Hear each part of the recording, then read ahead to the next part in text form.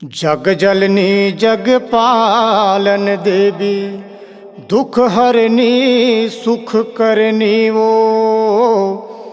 पितु बचन पहिरे अति शोभा, चंद्र कला छवि भारी वो। बोल सैर माता की जय।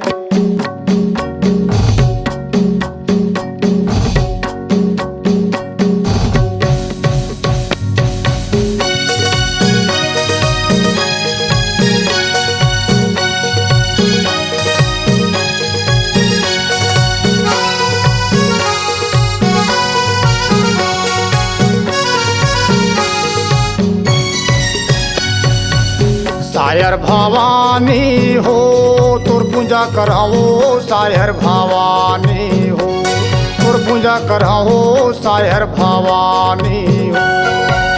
सायर भवानी हो तोर पूजा कराओ, सायर भवानी हो तोर पूजा कराओ, सायर भवानी हो।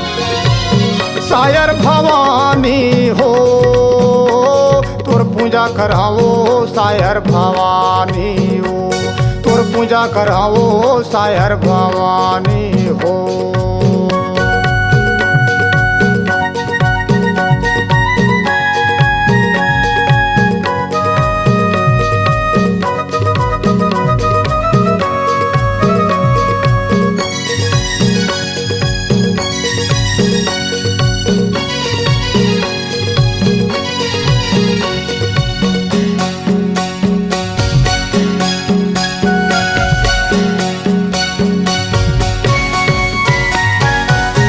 उठ के बड़े बिहनिया तोर च दर्शन पावो, सूत उठ के बड़े बिहनिया तोर च दर्शन पावो।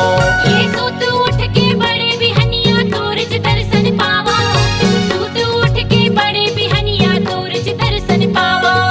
सायर चौरा माँ शिव भोला के चरण में माथ नवावो, सायर चौरा के शिव भोला माँ चरण में माथ नवावो। ये सायर चौरा माँ शिव भोला के चरण में माथ नवावो, सायर चौरा माँ शिव भोला के चरण में माथ नवावो। राम लखन तुर करे आरती, राम लखन तुर करे आरती, सायर भवानी हो तोर पूजा कराओ, सायर भवानी हो तोर पूजा कराओ, सायर भवानी हो।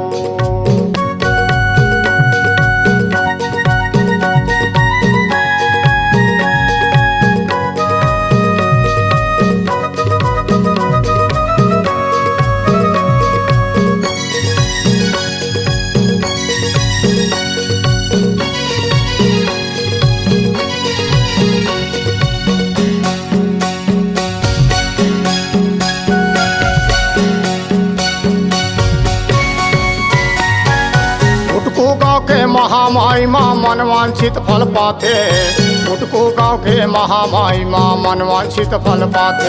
ये गुटकू गाँव के महामाई माँ मनवांछित फल पाते, गुटकू गाँव के महामाई माँ मनवांछित फल पाते। सुनी तालाब के निर्मल पानी अमृत जैसे लागे, सुनी तालाब के निर्मल पानी अमृत जैसे लागे। ये सुनी तालाब के निर्मल पानी अमृत जैसे लागे, सुनी तालाब के निर्मल पानी अमृत जैसे लागे। अंगत लुनिया सेवा लगावे, अंगत लुनिया सेवा लगावे, सायर भवानी हो तोर पूजा कराओ, सायर भवानी हो तोर पूजा कराओ, सायर भवानी हो।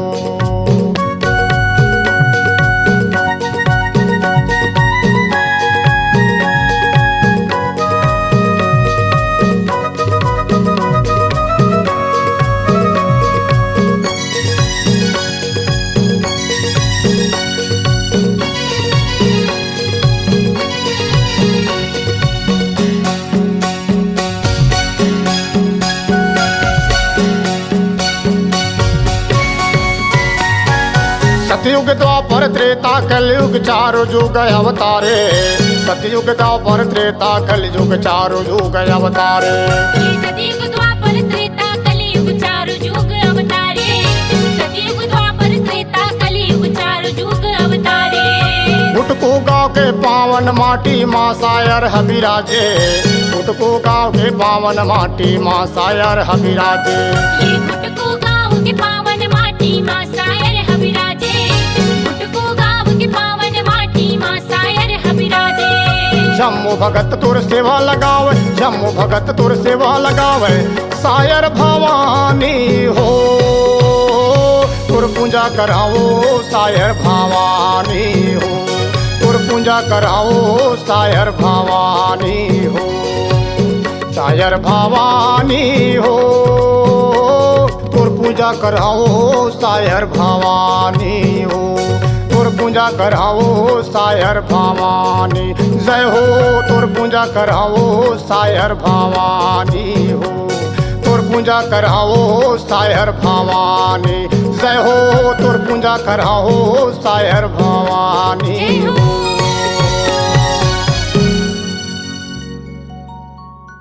दोस्तों, छत्तीसगढ़ अब आपकी आवाज में झूमेगा। ऑडियो वीडियो रिकॉर्डिंग के लिए चले आइए SLV स्टूडियो चकरभाठा बिलासपुर। सोहनलाल वर्मा जी के द्वारा प्रस्तुत। Phone number 9826740060। आप संपर्क करें।